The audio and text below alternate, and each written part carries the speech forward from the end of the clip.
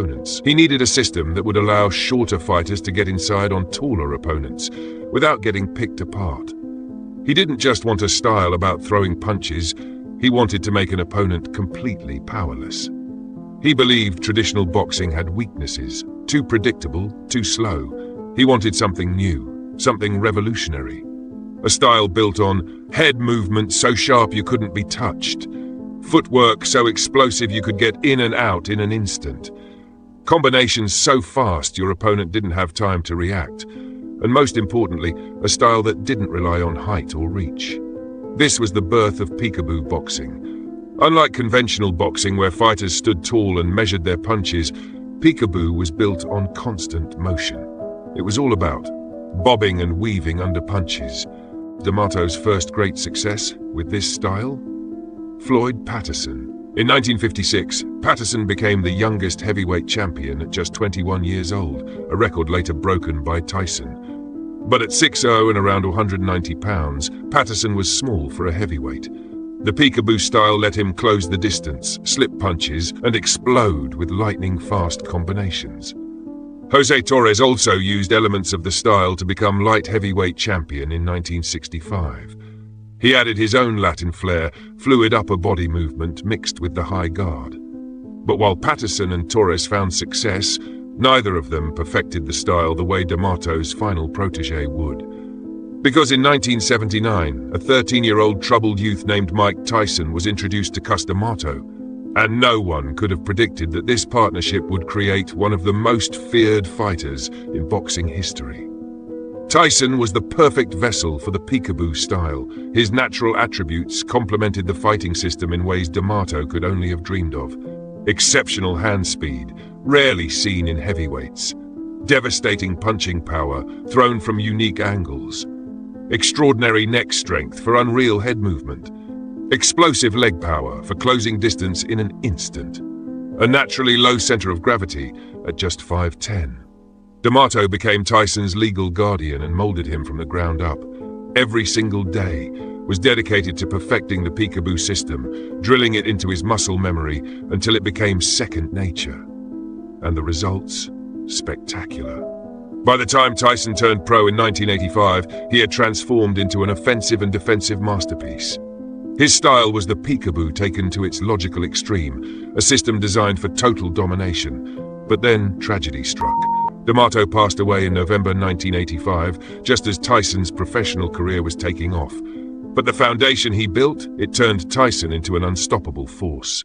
But now, let's break down exactly what made Tyson's version of the Peekaboo so effective. First, the defensive posture. Unlike traditional boxing stances where the lead hand is extended, Tyson kept both gloves high beside his face. This created a tight, bulletproof defensive shell, protecting him from straight punches while still allowing him to see his opponent, hence Peekaboo. Second, constant motion. Tyson's head was never in the same place for more than a split second. He would weave, bob, slip and roll, making himself an impossible target while relentlessly moving forward. Third, the footwork. Tyson didn't bounce or circle like most boxers. He used what D'Amato called shifting, a subtle but deadly transfer of weight, allowing him to launch hooks from either side with maximum power, no matter his foot position. Fourth, the angles. By dipping to the sides while moving forward, Tyson created punching angles that most opponents had never encountered. His famous right hook to the body followed by a right uppercut to the head, thrown from an angle few fighters could ever defend against. And finally, the explosive entry. Tyson didn't just walk his opponents down.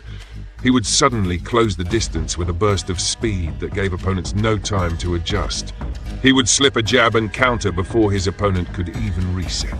This deadly combination of techniques created a fighting style that was both defensively sound and offensively devastating, a perfect storm of boxing science. But perhaps the most overlooked aspect of Tyson's Peekaboo style, its psychological impact. The sight of Tyson, muscles rippling, gloves high, bobbing and weaving as he relentlessly stalked forward, had many opponents beaten before the first punch was even thrown. This intimidation factor? It was intentional.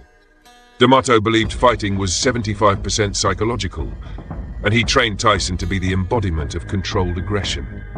the black trunks, the refusal to wear socks, the lisp juxtaposed with violent threats. Everything about Tyson was designed to unnerve opponents before they ever stepped into the ring. And when you combine that with the defensive security and offensive explosiveness of the Peekaboo style, it created a fighter who seemed unbeatable. But no fighter stays on top forever. When Tyson lost to Buster Douglas in 1990, one of boxing's greatest upsets, the first cracks in the Peekaboo armor appeared. Without D'Amato's guidance after his death in 1985, Tyson had slowly been moving away from the pure Peekaboo style that made him champion. His personal troubles, his chaotic marriage to Robin Givens, his conviction, and his imprisonment in 1992 took him away from boxing during what should have been his prime years. By the time Tyson returned to the ring in 1995, he was still dangerous, but he was no longer the same fighter. The head movement, less consistent. The defensive shell, not as tight. The perfect technique, gone, replaced by more straightforward power punching. Then came the losses. Holyfield in 96 and 97, the infamous ear-biting incident. Lennox Lewis in 2002. These fights confirmed what many had suspected. The Peekaboo style that once made Tyson invincible had disappeared. But now here's the question. If the Peekaboo style was so effective for Tyson, why didn't more fighters use it? The answer? First, the conditioning. Insane levels of stamina were required. It wasn't just about slipping punches, it was about constant movement, staying low, launching explosive attacks. Heavyweights typically rely on size and reach, but the Peekaboo forced a fighter to fight small, stay in motion, and get inside. Most just didn't have the reflexes or the gas tank to keep that up for 12 rounds. Then, boxing changed. The modern heavyweight division favors taller fighters who control distance with the jab. The rise of upright, technically sound boxers, especially from the Eastern European school, made Peekaboo less practical. Against these fighters, a Peekaboo boxer would have to work twice as hard just to get inside without getting caught. And perhaps the biggest problem? The trainers. After Cus D'Amato's death, after the fading influence of his disciples like Teddy Atlas and Kevin Rooney, the knowledge of the Peekaboo system started to fade. Without the right training, even the most talented fighters couldn't execute it at the highest level. But the biggest reason? Mike Tyson was one of a kind. He had the perfect mix, explosiveness, speed, power, and aggression. His short height, perfect for Peekaboo. His quick footwork, unmatched. His devastating counterpunching, deadly. Even if another fighter tried to use it, they would never be able to replicate his effectiveness. While the pure Peekaboo style might have disappeared from championship boxing, you can see elements of it in fighters like Dwight Muhammad Qawi, and more recently, fighters like David Tua, who adopted aspects of the high guard and head movement. In the lighter weight classes, fighters like Timothy Bradley have used modified versions of Peekaboo, combining the high guard with more lateral movement, making it work for their style. Even Canelo Alvarez, though not a Peekaboo fighter, has mastered the shifting technique that allows him to throw hooks from either side with maximum power, regardless of foot position, a direct influence from D'Amato's teachings. And in gyms across the world, trainers still teach elements of the Peekaboo style. For shorter fighters who need to close the distance against taller opponents, the principles of the style remain sound, even if the complete package has become a historical curiosity.